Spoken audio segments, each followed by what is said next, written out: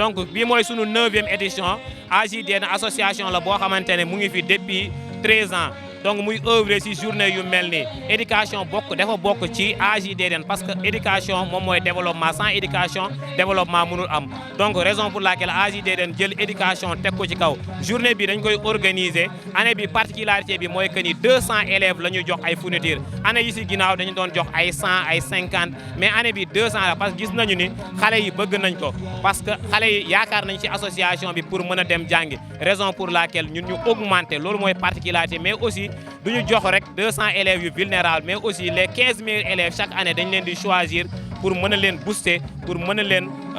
ñu góorgóorlu di gën a jàng pour am meilleur résultat pour mën a percer si jàng bi. waaw enveloppe bi ñu xamante ne dégagé nañ ko année bee passé ça tournait autour des 800 année bii nii on a dépassé les 1 million donc loolu mooy wane ni chaque année affaire bi day gën a yokk di remercier partenaires yi nga xamante ne jàpp nañ si en premier lieu docteur Amadou Mame Diop président de l'Assemblée nationale maire de la commune de Richard Toll. Il nous accompagne depuis 10 ans fukki at mu ngi nii di ñu jàppale donc association bi mu ngi koy remercier mais aussi am na yeneen partenaires am na yeneen parrain lu si mel ne monsieur Abdou Aziz Diop DG lu si mel ne Cheikh Cissé directeur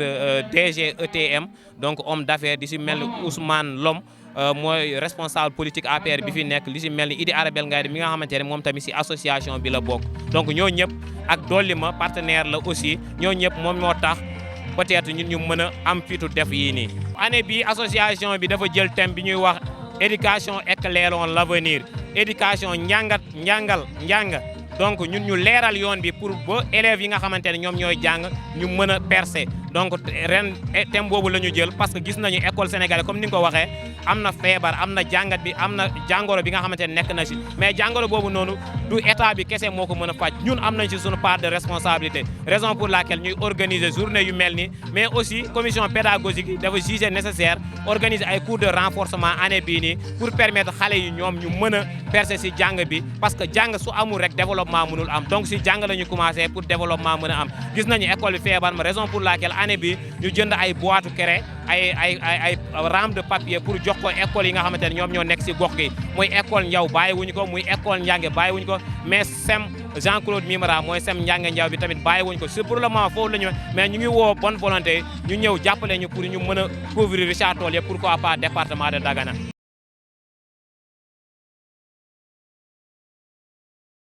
Nous sommes à notre 9e édition de remise de fournitures scolaires que nous organisons. L'association AJDN est une association créée depuis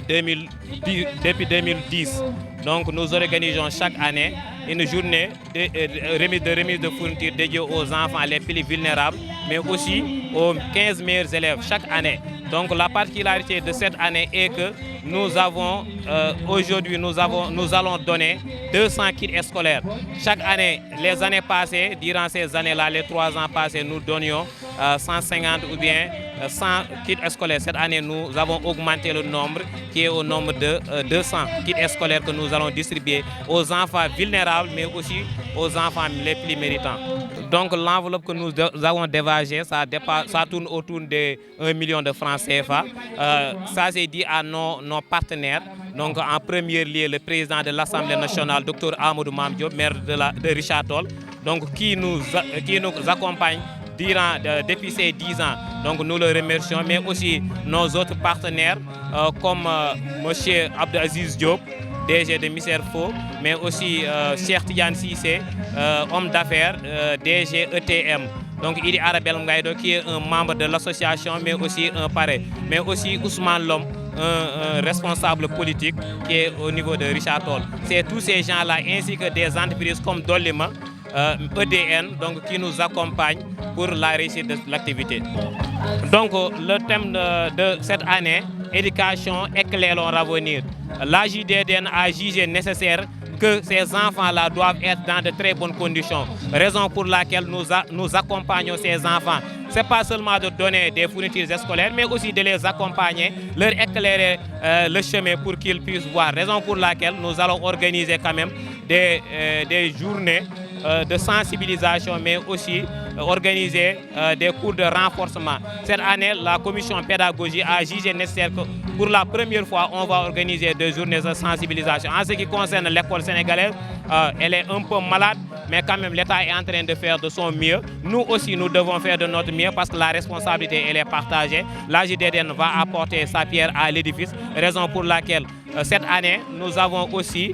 allons distribuer des rames de papier, des boîtes de craie au niveau des écoles pour qu'ils puissent au moins aider les enfants à avoir une très bonne éducation.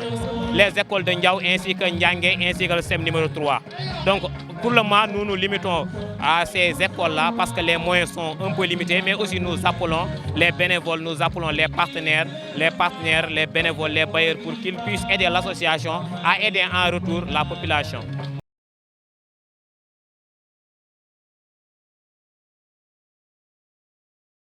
Audio Jungle.